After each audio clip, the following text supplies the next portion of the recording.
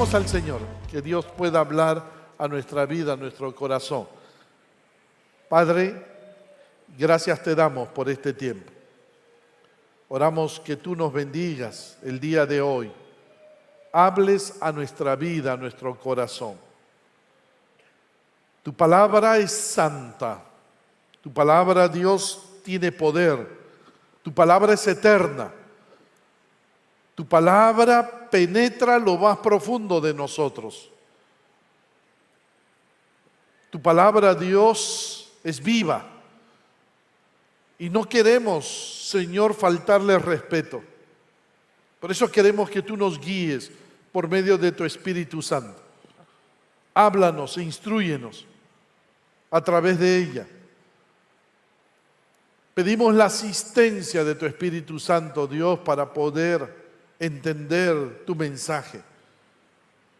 No queremos compartir criterios humanos, sino lo que tú dejaste escrito. Gracias, Dios, por este tiempo en Cristo Jesús. Amén. La semana pasada comenzamos a estudiar el libro del profeta Habacuc, y este estudio tiene como título general: Señor, aviva tu obra. Habacuc es un profeta al reino del sur, Judá. Tú sabes que a la muerte de Salomón, el reino se dividió en dos, algo que Dios nunca quiso.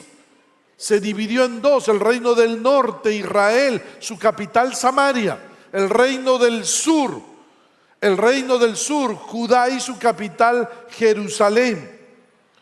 Habacuc profetiza cuando Judá está al borde del colapso, está al borde de ser castigada. Judá no ha aprendido nada de sus hermanos del reino del norte, Israel, que fueron destruidos por los asirios en el año 722 a.C. Ahora estamos en el año 608 a.C., 114 años después de la destrucción de Israel. Han pasado más de 100 años de la destrucción del reino del norte y Judá no ha aprendido nada. Ahora, en el año 608 a.C., está gobernando el reino del sur el rey Joacim. Joacim se ha alejado de los caminos del Señor. Es un rey perverso, malo. Se ha apartado de las reformas religiosas de su padre, el rey Josías, un padre bueno, temeroso de Dios, pero no siempre de un padre bueno surge un hijo bueno. Se opuso al profeta Jeremías, Joacim, quemó sus libros y lo mandó a prisión. En esta época también, en el 608, el poderío militar de los asirios y de Egipto están en picada, están hacia abajo, a punto de ser destruidos.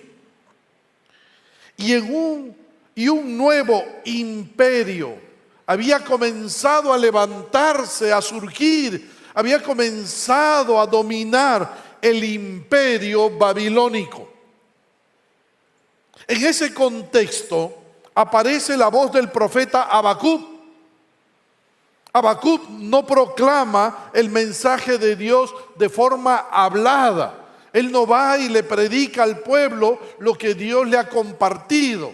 No, Habacuc más bien entabla un diálogo, una conversación entre él y Dios. Y esa es la manera en la que Habacuc comunica su mensaje a la nación. Habacuc está enojado con el rey Joacim y con la nación de Judá, porque han dejado atrás todas las reformas religiosas que el rey Josías había emprendido. Y ahora el pecado se ha impregnado en casi todo el pueblo de Dios. Corrupción, mentira, desobediencia a la ley de Dios, mala administración de justicia. Y el profeta ora a Dios para que intervenga y corrija a su pueblo, pero Dios permanece callado. Entonces el profeta clama Versículo 2, ¿hasta cuándo? ¿Hasta cuándo, oh Jehová, clamaré y no oirás? Y daré voces a ti a causa de la violencia y no salvarás. El problema mayor de Habacuc no era la enfermedad de la nación de Judá, sino el accionar de Dios. Habacuc siente que Dios no hace nada, no corrige a su pueblo, no hace nada, está cruzado de brazos. Y esto nos llevó a nuestro primer tema de la semana pasada: ¿qué hacer cuando Dios calla? El pasaje nos mostró que Habacuc hizo dos cosas: oró con insistencia hasta que Dios contestara. ¿Hasta cuándo, Jehová, clamaré y no oirás, y daré voces a ti a causa de la violencia y no salvarás? Habacuc oró varias veces con insistencia hasta que Dios respondió. Y así debemos orar nosotros también. 2, oró abriendo su corazón a Dios, como Ana derramó su corazón sin faltarle el respeto a Dios. ¿Por qué me haces ver iniquidad y haces que vea molestia? Destrucción y violencia están delante de mí, y pleito y contienda se levantan. Por lo cual la ley es debilitada y el juicio no sale según la verdad, por cuanto el impío asedia al justo, por eso sale torcida la justicia. Habacuc oró con todas sus emociones. Así tenemos que orar nosotros cuando Dios calla. Pero hoy vamos a ver nuestro segundo tema. Nuestro segundo tema. Dios calla, pero trabaja y controla. Sigue trabajando y sigue teniendo el control. Sí, Dios muchas veces calla. ¿Cuántas veces hemos orado y hemos tenido la sensación de que nuestras oraciones no han sido oídas por Dios? O simplemente hemos orado y Dios se ha mantenido en silencio. El salmista experimentó este mutismo de Dios en el Salmo 88. Oh Señor, a ti clamo, seguiré rogando día tras día. Oh Señor, ¿por qué me rechazas? ¿Por qué escondes tu rostro de mí? Hay momentos en que Dios va a callar. Pero ¿cuándo calla Dios? Uno, cuando hay pecado en nuestra vida, mi hermano. Si en mi corazón hubiese yo mirado a la iniquidad, el Señor no me habría escuchado. Salmo 66, 18. Dios no va a escuchar la oración de aquel que está en la práctica del pecado, de aquel que no está dispuesto a obedecer su palabra. El proverbista decía en Proverbios 28, 9, Dios detesta la oración del que no hace caso de la ley. Dios detesta la oración de aquel que no obedece la palabra. El problema también es que pedimos mal, solo para que se haga nuestra voluntad y no la voluntad de Dios. Santiago decir, y cuando piden lo hacen mal, porque lo único que quieren es satisfacer sus malos deseos. Ese es el problema cuando oramos. Por eso Dios calla.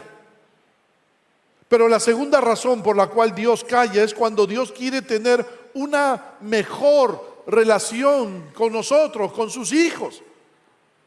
A veces, mi hermano, Dios calla y eso nos obliga a orar más. Amén. Y entonces eso ayuda a que podamos tener una mejor relación con nuestro Dios. El salmista decía, estad quietos y conoced que yo soy Dios. A veces, hermanos, necesitamos apartarnos como el Señor Jesús, orar y estar quietos y escuchar a la voz de Dios para conocer más a Dios. Estamos tan ajetreados con tantas cosas que nos olvidamos quedarnos quietos para poder escuchar más de nuestro Dios.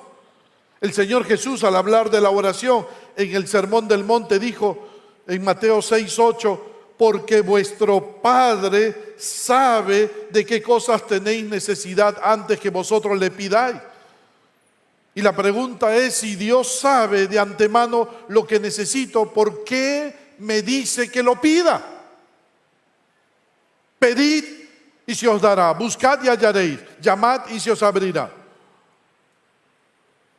Y la razón es que cuando tú y yo oramos a Dios, la relación con nuestro Dios se hace más íntima, más estrecha, mejora. La oración no es un asunto solo de pedido y respuesta, mi hermano. Principalmente tiene el propósito de que nos relacionemos más con Dios. Pero cuando Dios calla, no significa que no está haciendo nada.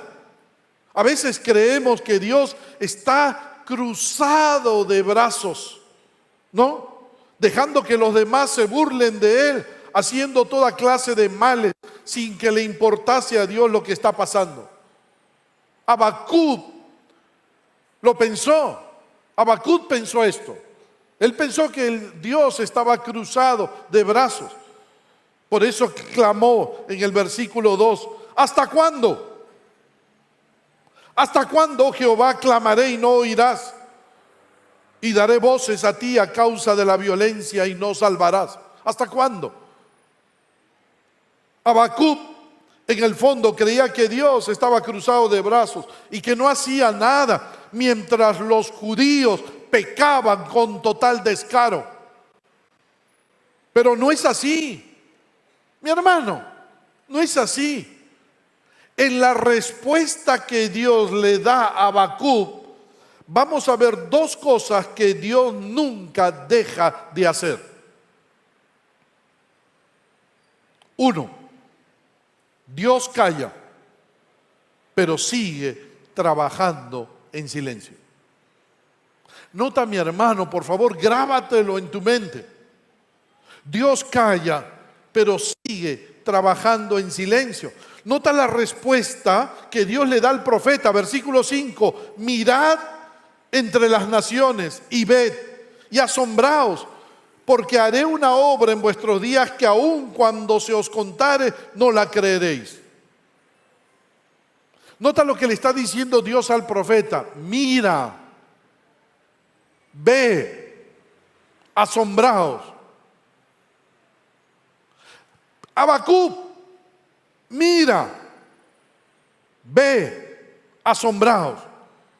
Lo primero que Dios le dice a Habacuc es que él ya escuchó su oración.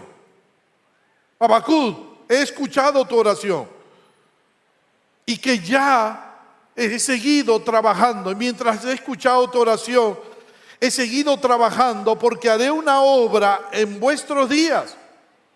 ¿Notas, mi hermano, lo que Dios le está diciendo al profeta? Haré una obra en vuestros días.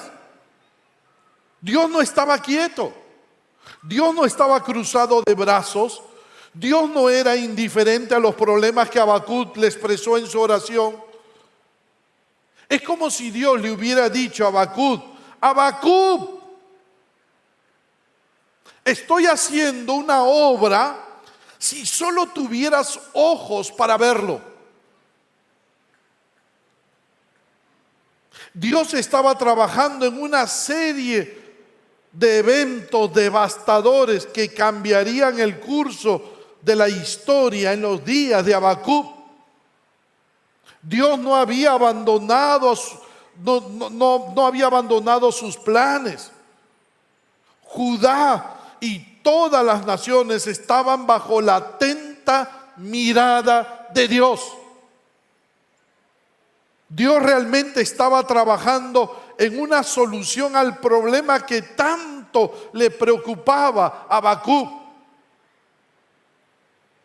Una solución similar a lo que le pasó a Israel, el reino del norte. Cuando el reino del norte, Israel, se rebeló contra Dios, Dios levantó a los asirios. Pero ahora a Judá, que se ha rebelado contra Dios, Dios está levantando a los caldeos o babilonios.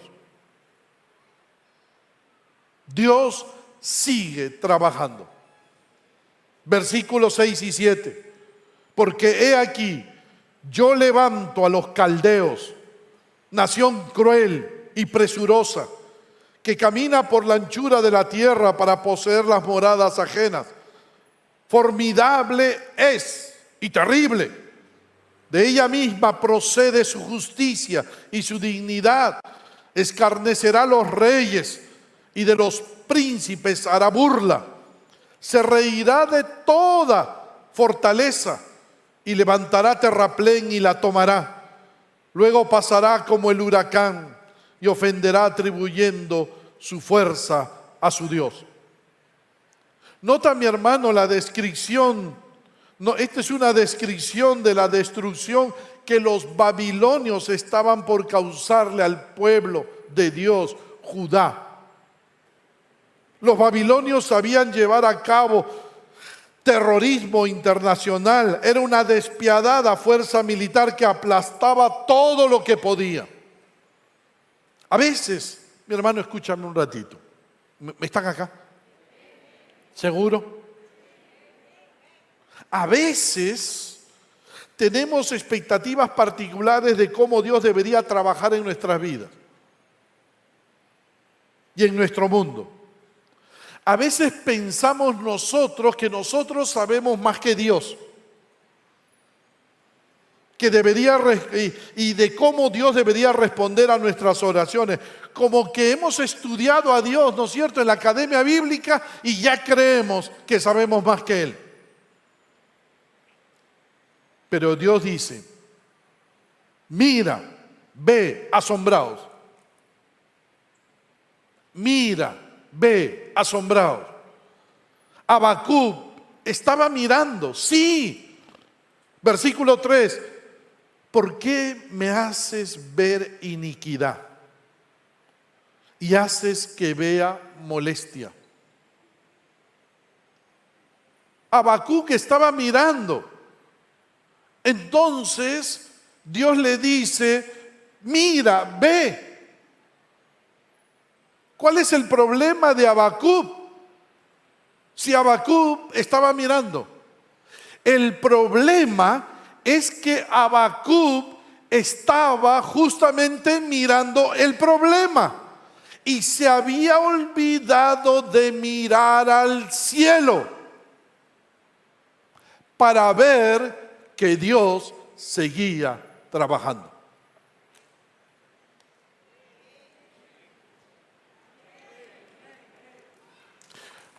¿Dónde estaba el problema de Habacuc? Se quedó mirando el problema y dejó de mirar al cielo para ver lo que Dios estaba haciendo. Ese es el problema. Por eso él estaba mirando. ¿Por qué me haces ver iniquidad? Estaba mirando la iniquidad, pero Dios le dice: mira, ve, asombrados. Habacuc ahora necesitaba de Habacuc mirar desde una perspectiva diferente. Habacuc tenía que mirar más allá de lo que estaba viendo, desde una perspectiva del cielo. Es decir, mientras veía el problema, tenía que ver un poco más allá, que Dios estaba trabajando en la solución del problema. Dios no es indiferente al problema, pero tenemos que ver que Dios está trabajando para solucionar ese problema. Amén. ¿Recuerdas el testimonio de Pablo en Filipenses capítulo 1? ¿Recuerdas, mi hermano? Filipenses capítulo 1.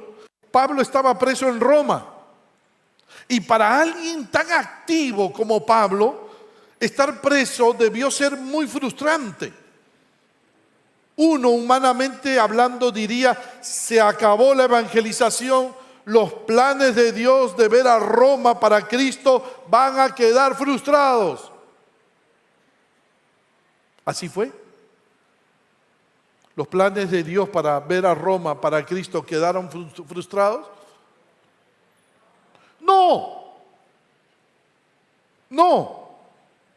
Pablo escribió en Filipenses 1:12 quiero que sepáis, hermanos, que las cosas que me han sucedido han redundado más bien para el progreso del Evangelio.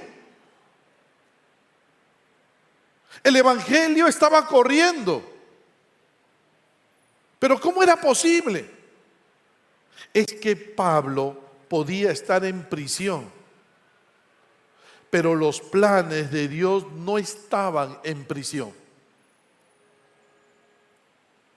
No estaban frustrados.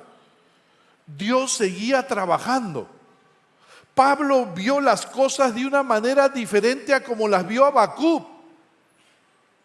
Pablo sabía, sí, que estaba preso, pero en lugar de mirar su problema, Pablo miró al cielo y vio lo que Dios iba a hacer para solucionar el problema.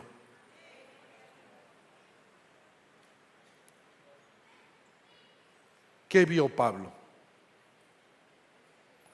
Pablo vio lo que Dios quería hacer.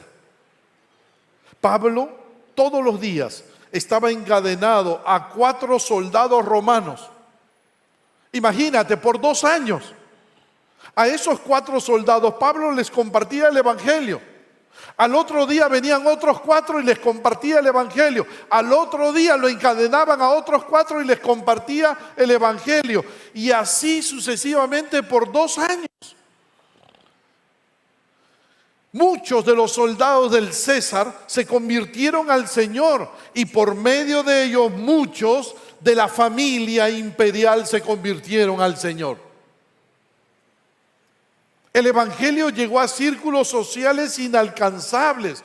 Algunos comentaristas creen que el Evangelio llegó hasta el emperador Nerón.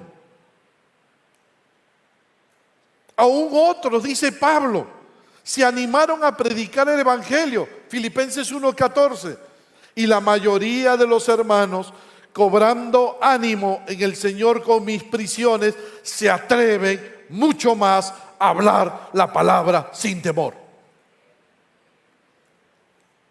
¿Por qué? ¿Por qué? Porque Pablo no tenía sus ojos puestos en la cárcel. Pablo tenía sus ojos puestos en el Señor, que sigue trabajando. ¿Amén o no? Pablo tenía sus ojos puestos en Cristo. A Pablo pudieron detenerlo, pero a Dios no. Dios seguía trabajando para ver Roma para los pies de Cristo. Habacuc se había quejado de la indiferencia de Dios. Ahora Dios le responde que hará cosas tan sorprendentes, versículo 5, que aun cuando se os contare, no la creeréis. Mira lo que Dios le dice a Habacuc. Mira, ve. Voy a hacer cosas tan sorprendentes que aun cuando te las cuenten no la vas a creer. Más de una vez vamos a necesitar un cambio de perspectiva, un cambio de visión. Tenemos que dejar de ver el problema para ver a Dios.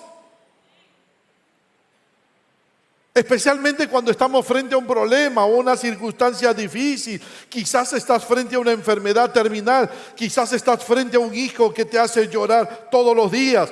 Quizás estás frente a un gobernante que se reelige y nadie lo detiene. Quizás estás frente a una sociedad que todo lo soluciona con corrupción. En todas estas circunstancias no debemos perder de vista la verdadera realidad. ¿Cuál es? Que Dios sigue trabajando. Mira y ve y asómbrate, porque Dios hará algo tan sorprendente, versículo 5, que aun cuando se os contare no la creeréis. ¿Te acuerdas cuando llegó el COVID-19? ¿Cuántos vivimos el COVID-19? Todos, salvo que hayas nacido ayer o hace 2 años. Todos los que estamos aquí vivimos el COVID-19. ¿Qué pasó en esos días? Se cerraron todas las iglesias. Y algunos creyentes dijeron, se acabó la evangelización. No más discipulado, no más predicación. ¿Por qué dijeron eso? Porque estaban mirando el problema. Se quedaron mirando el problema y se olvidaron de que Dios seguía trabajando. ¿En qué estaba trabajando Dios? Dios estaba creando el Zoom, Facebook, YouTube o YouTube. Mi hermano, y surgió esta frase: el edificio podía estar cerrado, pero no la iglesia ni el evangelio. Amén.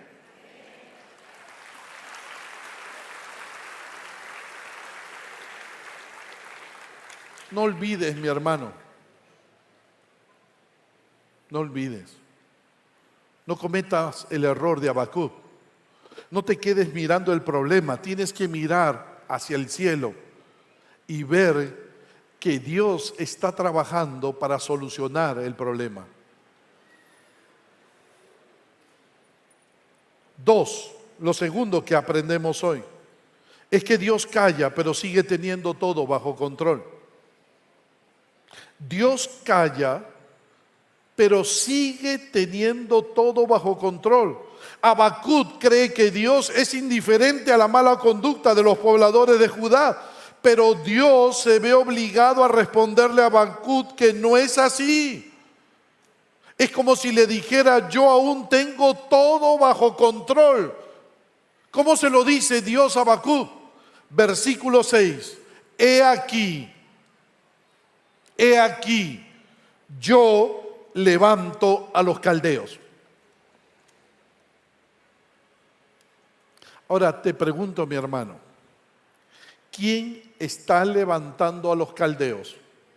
¿Nabucodonosor? ¿El senado babilónico?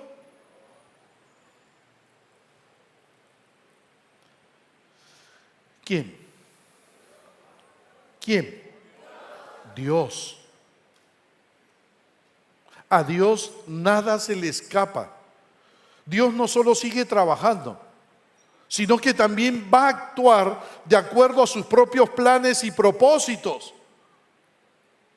Dios no está dejando las cosas que sucedan así para que sucedan a ver qué pasa. No, Dios tiene todo bajo control y está planificado todo de principio a fin. Dios va a usar a los babilonios como instrumentos para disciplinar a Judá. La preocupación de Habacuc es que todo empeoraría antes de mejorar. ¿Por qué? Porque los babilonios eran sanguinarios. ¿Por qué Dios estaba haciendo esto? Primero, porque era parte de la disciplina que Dios aplicaría sobre su pueblo. Ellos habían ignorado su justicia, así que recibirían justicia de parte de los babilonios. Su pueblo, Judá, había perpetuado la violencia y destrucción, pues recibiría violencia de parte de los babilonios. Esa fue la respuesta de Dios para este pueblo que se había alejado de Él. Los babilonios no estaban simplemente bajo la autoridad soberana de Dios, no. Los babilonios eran un instrumento en las manos de Dios para los propósitos de Dios.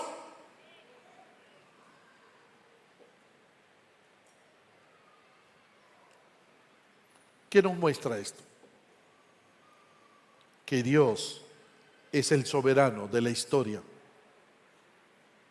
Aunque sea difícil de entender, mi hermano, Dios es amo y Señor de aquellos despiadados poderes en el mundo. Dios es el amo y Señor.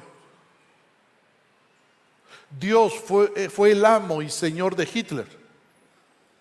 Dios fue el amo y señor de Stalin. Dios es el amo y señor de Maduro.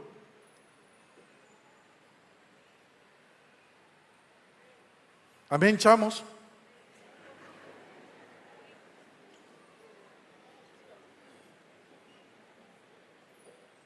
Dios está en control incluso del desarrollo de las naciones paganas. Parecía que era la destreza del ejército babilónico lo que eventualmente le daría éxito frente a las otras naciones, pero realmente fue Dios quien levantó a los babilonios para cumplir sus propósitos. Dios estaba en control total de todo lo que estaba ocurriendo en aquel instante. Esto mismo pasó con la muerte de nuestro Señor Jesucristo. Los primeros cristianos estaban aturdidos por la crucifixión de nuestro Señor. En una en una reunión de oración dijeron: Herodes, Poncio Pilato, los gentiles y el pueblo de Israel habían conspirado para matar a Jesús. Pero mira lo que añadieron, Hechos 4:28, para hacer cuanto tu mano y tu consejo habían antes determinado que sucediera. ¿Quién determinó la muerte de Jesús? ¿Quién? Dios. Pero Dios usó para cumplir sus planes ¿a quiénes? Herodes, Poncio Pilato, los gentiles y el pueblo de Israel. ¿Quién tenía el control sobre la muerte del Señor Jesús? Dios. Dios. Porque Dios no deja de tener el control de nada.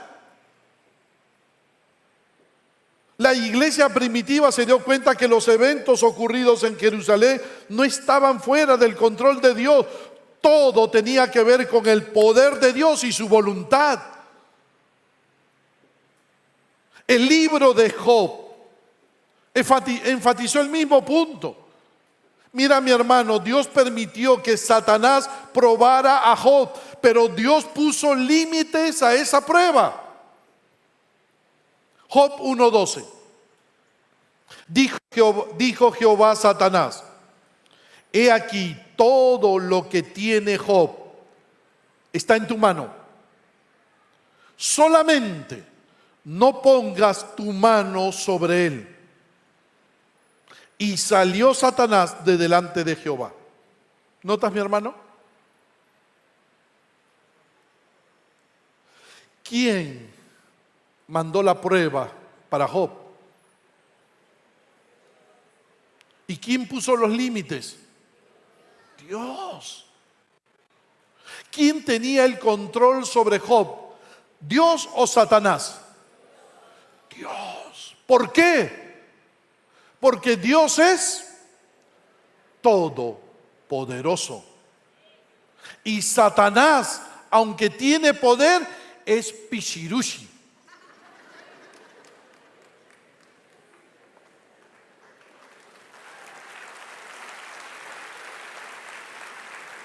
Mi hermano, voy a usar una jerga. Satanás es ¿cómo dicen los jóvenes? Un chancay diablo. Mi hermano, eso quiere decir que Dios tenía control, todo bajo su control soberano. Aquí no hay dualismo. Mi hermano, escúchame. Entre Dios y Satanás no hay dualismo. Aquí no hay dos fuerzas iguales. Aquí no hay dos mundos iguales como el yin y el yang. Dios es una fuerza y Satanás es otra fuerza, ambos iguales. El mundo del bien es de Dios y el mundo del mal es de Satanás. No, eso no enseña la Biblia. Dios es todopoderoso. Satanás ha sido creado por Dios. Es pichiruchi. Dios siempre va a estar en control total de todas las cosas. Dios siempre va a tener la última palabra. Es soberano. Incluso Satanás está bajo el control de Dios, como lo cuenta el libro de Job. Dios le pone parámetros a Satanás. Eso es lo mismo que está diciendo Dios en el libro de Habacuc. Dios está diciendo: yo estoy detrás de la historia humana. Los babilonios pueden creer que están en control, como lo dijeron, atribuyendo, versículo 11, atribuyendo su fuerza a su Dios. Ellos le atribuyen, los babilonios, su fuerza a su Dios, pero su Dios no existe. Ese Dios no existe. Dios está detrás de los babilonios. Los británicos, los estadounidenses, Al Qaeda, Maduro pueden creer tener el control, pero el auge y la caída de las naciones y de los imperios, de los dictadores, de los terroristas, están en las manos de Dios.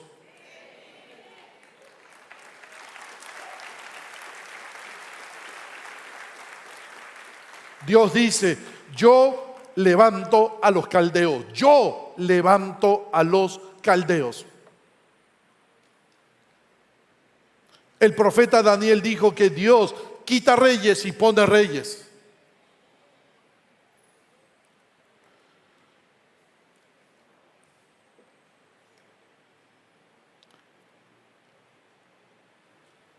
Un lindo hermano venezolano me dijo: pastor, nosotros éramos muy ricos, muy ricos. Teníamos dinero a montón. Pero Dios levantó a estos presidentes para humillarnos, porque nos habíamos enaltecido. Pero así como Dios los levantó, Dios los va a quitar. El día que nosotros pongamos nuestros ojos en el cielo.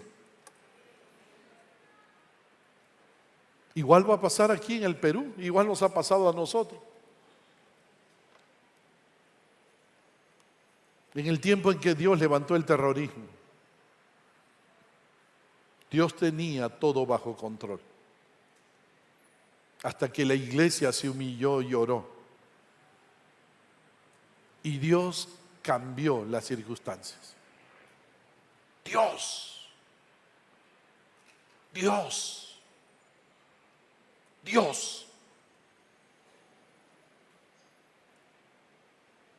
Dios dice: yo levanto a los caldeos. En el año 1950 el comunismo tomó China con Mao Zedong. Habían 700,000 cristianos cuando los comunistas tomaron China. Todos los misioneros fueron obligados a salir del país. Se acabó la iglesia. La iglesia comenzó a ser perseguida. Pero en el año 2010 salió a la luz de que habían en China más de 70 millones de cristianos. De 700,000, después del gobierno del comunismo, aumentó a 70 millones de cristianos. ¿Quién tenía el control de China? ¿Mao Zedong o Dios? Dios. Así que dale la gloria a Dios.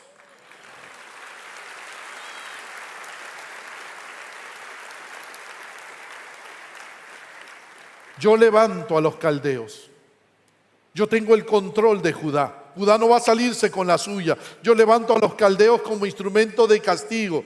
Nadie se sale con la suya. Tarde o temprano yo levanto mi instrumento para corregir a los que creen que pueden vivir lejos de mí y no pasa nada. El surgimiento de Babilonia fue sumamente rápido. Entre los años 614 y 605 antes de Cristo, Babilonia ya había destruido a los asirios y egipcios. Mira la descripción que hace Dios de los caldeos, versículo 8. Sus caballos serán más ligeros que leopardo, más feroces que lobos nocturnos. Sus jinetes se multiplicarán, vendrán de lejos sus jinetes y volarán como águilas que se apresuran a devorar. Tremendo ejército que eran los babilonios, como leopardos, lobos y águilas violentas. Nadie podía detenerlos. Judá no los iba a poder detener. Judá iba a cosechar lo que había sembrado. El instrumento de Dios para su corrección sería el pueblo babilónico. Dios calla, sí, Dios calla, sí, pero sigue trabajando en silencio, haciendo algo que iba a sorprender a todos, y al mismo tiempo, y al mismo Habacuc lo iba a sorprender. Dios calla, sí, pero sigue en control total de todas las circunstancias. Nada se le escapa a Dios. Dios está levantando a un pueblo que va a ser su instrumento de corrección para aquellos que se han alejado de Él. Dios es soberano. Amén. Dios es soberano.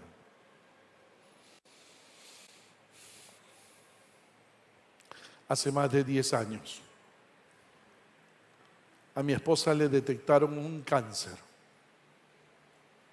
Hasta ahora los médicos no la han declarado sana. Todos los años les hacen examen para saber si le ha vuelto o no le ha vuelto el cáncer. Sigue en tratamiento. Pero mi esposa y yo confiamos más en nuestro Dios.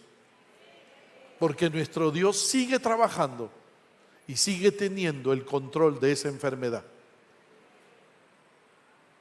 Solo Dios sabe en qué momento nos vamos o nos quedamos.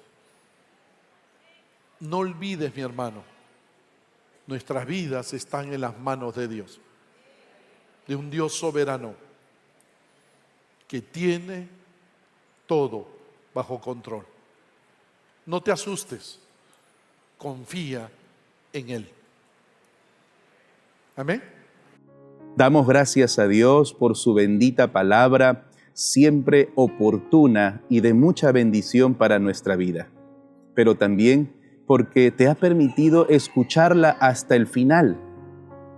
Amado hermano, si Dios habló a tu vida, toma la decisión de aplicar en tu diario caminar cada enseñanza que hoy has aprendido.